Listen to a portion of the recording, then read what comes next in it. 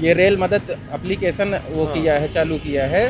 उसके तहत मैंने मदद मांगी और आगे जाके अगले स्टेशन पे जाके वहाँ पे कुछ डॉक्टर और मेडिसिन जो मतलब हमारे कजन को ज़रूरत थी उसको पूरी की गई और उनकी पूरी सहायता की गई।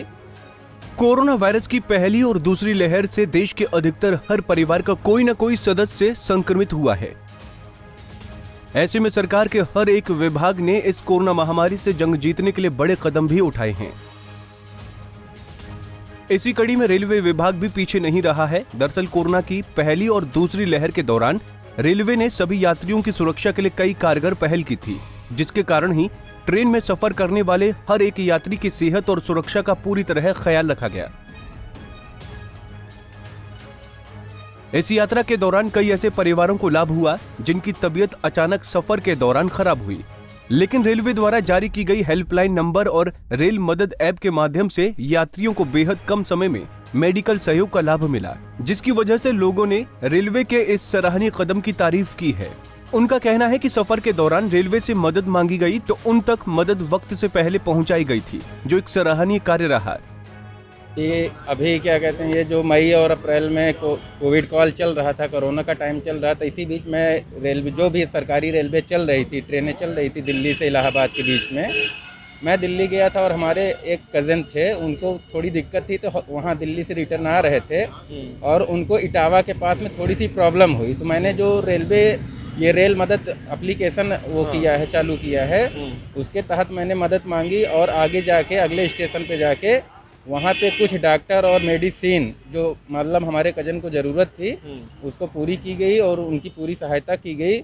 इसी के माध्यम से जो है रेलवे मदद.com से जो है हमारे सारे यात्रियों को और हमको भी लाभ मिलता है और इस मतलब रेलवे की सराहनीय काम से हम बहुत खुश हैं। रेलवे से हमें ये मदद मिली है, कोविड-19 में हमने रिजर्वेशन करवाया था, तो आ रहे थे, सफ़र में दिक्कतें हुई हमारी फैमिली में ही, तो उस दौरान हमने टीटी से बोला, टीटी ने हमारी मदद भी की। टीटी ने फ़ोन किया, उसके बाद बुलाने के बाद ट्रीटमेंट कराया। रेलवे की तरफ से अच्छी सुविधाएं हैं, आशा करता हूं कि यही सुविधाएं मिलती रहेंगी आगे। वहीं उत्तर मध्य रेलवे के CPRO शिवम शर्मा का कहना है कि रेलवे विभाग हमेशा की तरह ही अच्छे काम की कोशिश कर रहा है। उनका कहना है कि कोविड काल के अलावा भी रेलवे ने जनता की हर समस्या का पूरी तरह से ध्यान रखा है और रेलवे ऐसा कार्य लगातार जारी रखेगा।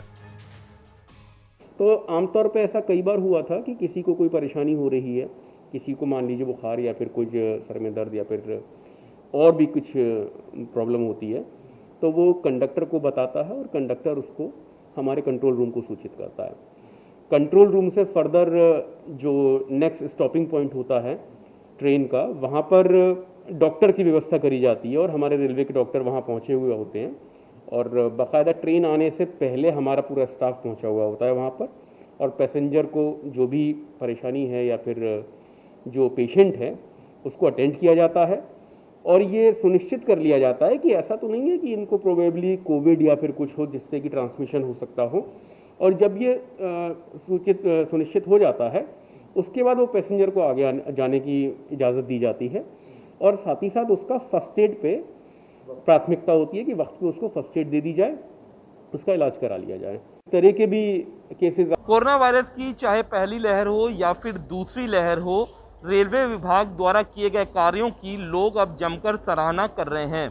लोगों का कहना है कि जिस तरीके से रेलवे विभाग ने संक्रमण के दौरान जिन ट्रेनों का संचालन हो रहा था, उन ट्रेनों में किसी भी व्यक्ति को समस्या हो रही थी तो रेलवे विभाग की तरफ से कुछ ऐप थी जिसकी मदद से लोगों तक दिक्कतें दूर होने के लिए जो टीमें हैं वो वहां पहुंचती थी।